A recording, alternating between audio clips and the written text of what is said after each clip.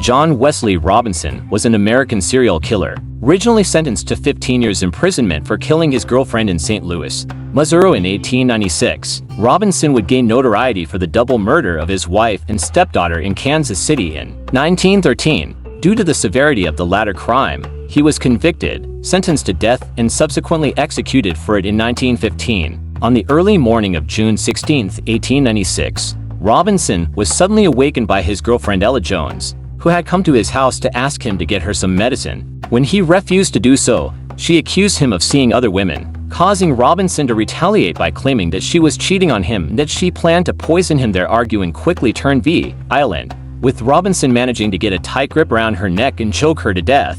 He then went to have a glass of water, but was spooked by a breeze that led him to believe that Jones was still alive. Robinson then grabbed a soaked sponge and shoved it down her throat to ensure that she would choke to death. He then went to sleep, with his girlfriend's corpse lying right next to him in bed. On the following morning, he closed the blinds and left the house, spending most of the day getting drunk. When he sobered up on the next day, Robinson returned to the house and tore up the planks from the kitchen floor and started digging a shallow grave in it. After some time, he eventually gave up and went back to the body, which he carried over to the hole and dumped it inside. Robinson then put a quilt over it, covered it with dirt, and promptly left. Over the next few days, Robinson grew paranoid that somebody would notice that she was missing, so he packed his belongings and left St. Louis. Just before Jones' body was found by concerned neighbors, the day after the discovery, Robinson boarded a steamboat bound for Quincy, Illinois, but was arrested en route by a detective who recognized him. By that time, news of the murder had spread all around the city, causing great anger and outrage amongst the city's white and black communities. While he was being escorted to the Central Police Station, a lynch mob of more than 1,000 people had gathered and threatened to kill Robinson, forcing the detectives to arm themselves to discourage them. While Robinson feared that he would be killed by the angry mob, he appeared to be completely emotionless when questioned by detectives, explaining what had happened to Jones in a calm, collected manner. Robinson began to claim that he was not the one who had shoved the sponge down Jones' throat, as he had been truthful up until then. Detectives summarized that this act might have been done by a friend of his, James Temples, who had previously told Robinson that he needed to treat his girlfriend more harshly. John Edward Robinson is an American convicted serial killer, kidnapper, rapist, and forger. He was found guilty and received the death penalty in 2003 for 3 murders committed in Kansas. 2 years later, as part of a plea deal, he admitted responsibility in 5 other murders committed in Missouri, for which he received multiple life sentences without possibility of parole. Robinson, a prolific con man and embezzler, used online chat rooms to make contact with some of his victims while under the alias Slave Master. This makes him the first known serial killer to have used the internet to lure in victims. Robinson is known to be responsible for 8 homicides, but his total victim tally remains unknown. Kansas and Missouri police note that long stretches of Robinson's time remain unaccounted for, and considering how some of Robinson's confirmed victims have never been found or were not reported missing, authorities fear that there are additional undiscovered victims. He's maintained the secrets about what he's done with the women. He won't ever tell. It's the last control he's got,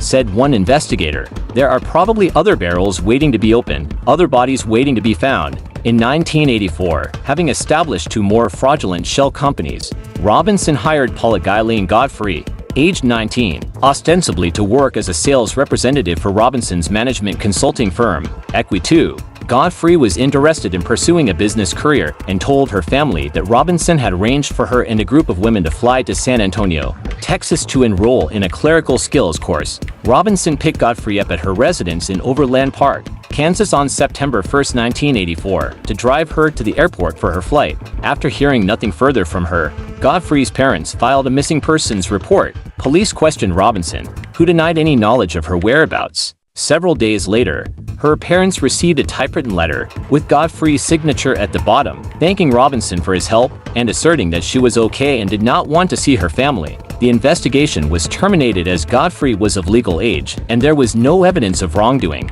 No trace of Godfrey has never been found. In 1985, using the alias John Osborne, Robinson met 19-year-old Lisa Stassi and her 4-month-old daughter, Tiffany Stassi, at Hope House, a shelter for homeless women in Kansas City. Stassi told relatives that she was joining the Kansas City Outreach Program, an organization designed to assist young mothers. Robinson presented the program to Lisa as a way to receive free room and board while studying for her GED. He promised Stassi a job and a stable living situation in Chicago in exchange for signing several sheets of blank stationery. Lisa and Tiffany checked into room 131 at the Roadway Inn in Overland Park in early January 1985. Lisa told her relatives that Mr. Osborne arranged and paid for their new accommodations.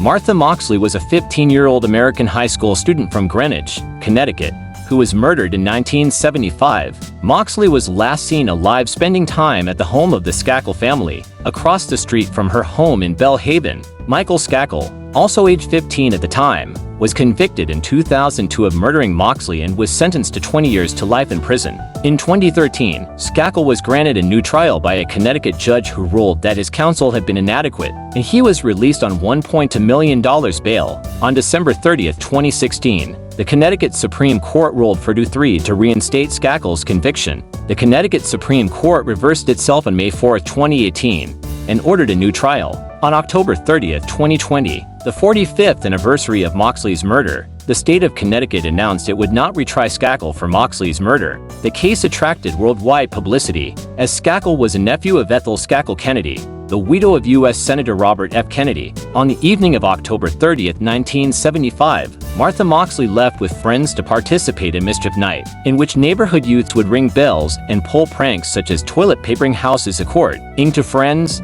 Moxley began flirting with, and eventually kissed, Thomas Skakel, the older brother of Michael Skakel. Moxley was last seen falling together behind the fence with Thomas, near the pool in the Skakel backyard, at around 9:30 p.m. The next day, Moxley's body was found beneath a tree in her family's backyard. Her pants and underwear were pulled down, but there was no evidence of sexual assault. Pieces of a broken 6-iron golf club were found near the body. An autopsy indicated that she had been both bludgeoned and stabbed with the club, which was traced back to the Skakel residence. Thomas Skakel was the last person seen with Moxley on the night of the murder. He became the prime suspect, but his father forbade access to his school and mental health records. Kenneth Littleton, who had started working as a live-in tutor for the Skakel family only hours before the murder, also became a prime suspect. However, no one was charged, and the case languished for decades. Vernon Brown was an American murderer, child molester, and suspected serial killer who was convicted for the murders of a young woman and a young girl in St. Louis, Missouri, in 1985 and 1986, but is suspected of committing at least 2 other murders, including being a prime suspect for the murder of the St. Louis Jane Doe. Brown was sentenced to death and executed in 2005 for the 2 murders he was convicted of, having never confessed responsibility for any other murders. On March 7, 1985, the body of 18-year-old Sonetta Ford was found in her apartment on 3500 Washington Boulevard, having been stabbed in the throat with a butcher knife and thereafter strangled. Upon interviewing her roommate, police learned that Ford had been frightened by the maintenance man working on the building, whom she knew as Tommy Turner, but in actuality was Brown. When questioned, Brown claimed that on the night of the murder he had seen a Cuban man quickly leaving the area, but as this statement sounded dubious, he was ordered to undergo a polygraph test which he subsequently failed. Now considered a suspect, the police questioned his wife, who revealed that Brown had confessed to killing to her, providing intricate details that only the real killer would know. For example, he said that she had been strangled with an electrical cord, which was not mentioned in the media. Because of this, an arrest warrant was issued for him, but the charges had to be dropped due to a statute in Missouri law that prevented a spouse's testimony in court, even if the testimony was given willingly. After his release, Brown moved in with 31-year-old Kathy Moore, a single mother who lived on in Wright Avenue together with her 3 sons, 11-year-old Tommy Johnson, 9-year-old Christopher, and 7-year-old Jason Moore. After he moved in with them, he continued using drugs and would frequently rape each of his stepsons by making them perform anal and oral sex. On the afternoon of October 24, 1986, Brown was sitting on the front porch when he spotted 9-year-old Jonna Perkins, who was on her way home from school, and called her to come visit him. When she entered, he ordered his stepsons to go to their rooms and lock the doors while he lured the girl to the basement, where he subsequently strangled her with a rope. Brown then wrapped Perkins' body in trash bags and dumped them inside a container in an alley behind his house, where they were subsequently found by a passerby. Harry F. Powers was a Dutch-born American serial killer who was hanged in Moundsville, West Virginia. Powers lured his victims through Lonely Hearts advertisements, claiming he was looking for love, but ultimately murdering them for their money. Using the alias Cornelius Pearson, Powers began writing letters to Asta Eicher, a widowed mother of 3 residing in Park Ridge, Illinois. Powers went to visit Eicher and her children on June 23, 1931, and soon left with Eicher for several days. Elizabeth cared for the children until she received a letter saying that Pearson was going to come pick up the children to join him and their mother. When he arrived, he sent a child to the bank to withdraw money from Eicher's account. The child returned empty-handed because the signature on the check was forged. Powers and the children then hastily departed. He told neighbors concerned about their disappearance that they were on a trip to Europe sometime later. Powers courted Dorothy Pressler, who was also looking for love through Lonely Hearts advertisements. He brought her to Iowa to marry her and persuaded her to withdraw $4,000 from her bank account. Lemke did not notice that instead of sending her trunks to Iowa, where Powers claimed to be living, he sent them to the address of Cornelius O. Pearson of Fairmont, West Virginia. Austin and her children and Dorothy had disappeared with no explanation. In August 1931, police began investigating the disappearances of Asta and her children, beginning with Pearson, who was discovered emptying Asta House. They found love letters, which led them to Quiet Dell, where Pearson lived under the name Harry Powers with his wife. Powers was arrested in his house in Quiet Dell was searched.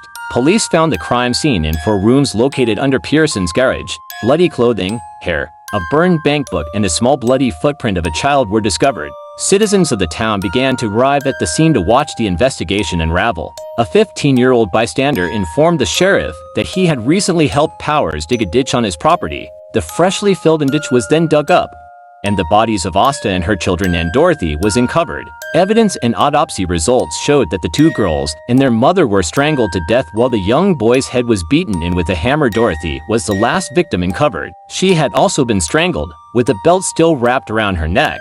Love letters were found in the trunk of Powers' automobile. He had written back to many women with the intention of stealing their money and killing them, just as with his most recent victims.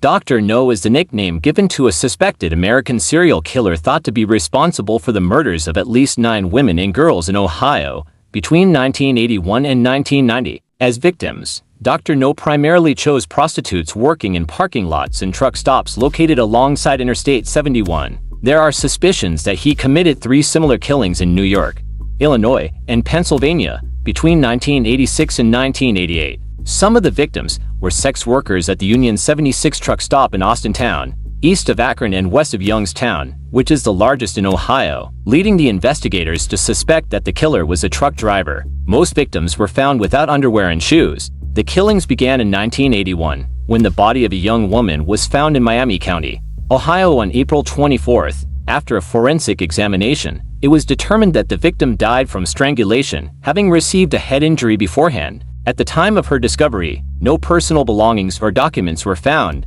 making her identification difficult. She was well-groomed, and there was no evidence of sexual assault. Investigators did not characterize her as a sex worker. She was nicknamed Buckskin Girl, from a tasseled buckskin poncho she was wearing. In 2018, the victim was finally identified as Marcia King. The next victim was 25-year-old Marcia Matthews, who was found, beaten but barely alive, on June 16, 1985, by a trucker 1 mile away from the Union 76 truck stop. She died 2.5 days later from a traumatic brain injury sustained after a beating with a blunt object. On July 20, 1986, the body of 23-year-old sex worker Shirley Dean Taylor was discovered, who was also beaten and strangled to death. Before her disappearance, she was seen at the Union 76 truck stop, where, according to witness reports, she went to meet a regular client nicknamed Dr. No, whose identity was never established. Her body was discovered a few miles from the place of her disappearance, with her underwear and shoes missing. In December 1986, 18-year-old sex worker April Barnett also went missing from the Union 76 truck stop, with her body found only a few days later 70 miles from Austintown. As with previous cases, the victim was beaten and strangled to death, with some of her clothes missing as well. A few days later, 28-year-old sex worker Jill Allen was found murdered in Illinois, near Interstate 70. During the course of the investigation, the police interviewed hundreds of prostitutes, pimps, service station employees, and truck drivers in an attempt to find witnesses and identify the offender. According to the witnesses, the killer appeared to be a tall, large man with fair skin and dark hair, aged 25 to 40, wore glasses and talked with an accent matching that of somebody from the northeastern states.